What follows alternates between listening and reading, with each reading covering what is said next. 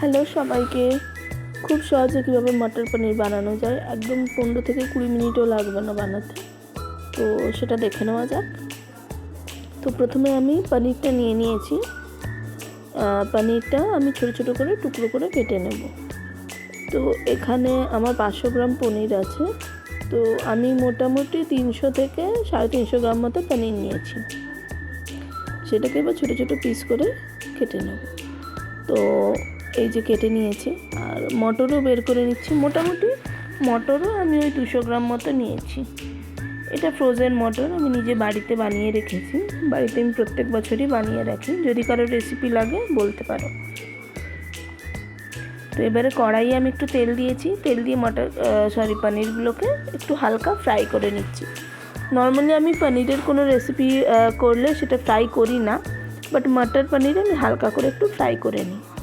তো পনিরগুলো ফ্রাই করে তুলে নিয়েছি।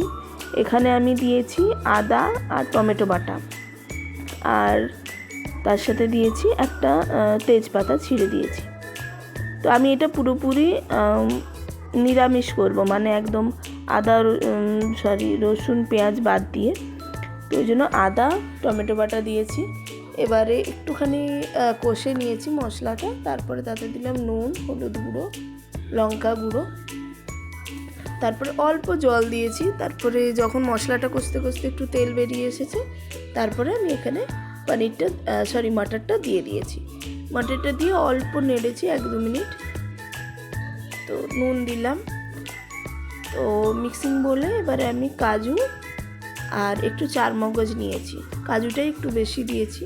তো সেটা দিয়ে খুব ভালো করে পেস্ট করে নিয়েছি। তো মটরটা 1-2 মিনিট নেড়ে নেওয়ার পর আমি ওই কাজুর পেস্টটা দিয়ে দিয়েছি। দেখতেই পাচ্ছ এখানে কালারটা কত সুন্দর হয়েছে। আমি হলুদ একদম কম দিয়েছি, খুব বেশি দিইনি। তো 2-4 মিনিট যখন ফুটে যাবে, তারপরে আমি পনির যেটা ভেজে রেখেছিলাম সেটা দিয়ে দিলাম। তো এখানে পনিরটা মিক্স করে নিয়েছি।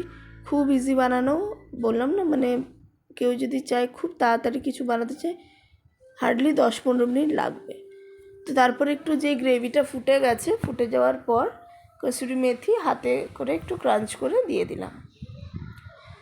আর এখানে আমি লাস্টে একটু ফ্রেশ ক্রিম ইউজ করছি, আর একটু ঘি দিয়েছি। এখানে আমুলের ফ্রেশ ক্রিম ইউজ করেছি। যদি কারো কাছে না থাকে, বাড়িতে দুধ ফোটানোর পর যে সর থাকে, সেই ক্রিমটাও আমরা একটু তুলে দিয়ে দিলেই হবে। তো এই দেখো, আমার মটর পনির রেডি। কেমন হয়েছে বলো। তোমাদের ভালো লাগলে লাইক করো, শেয়ার করো, কমেন্ট করতে পারো যদি ভালো লাগে। কেমন হয়েছে অবশ্যই জানিও। আর হ্যাঁ, সাবস্ক্রাইব করতে কিন্তু ভুলো না। এটা যে কোনো কিছু, রুটি, পরোটা, যে কোনো কিছুর সাথে তোমরা খেতে পারো। নিরামিষ দিনে খুব ভালো হয়। তো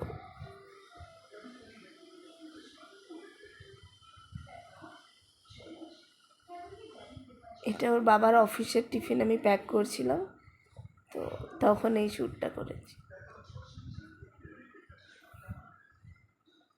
like, share, subscribe. Thank you.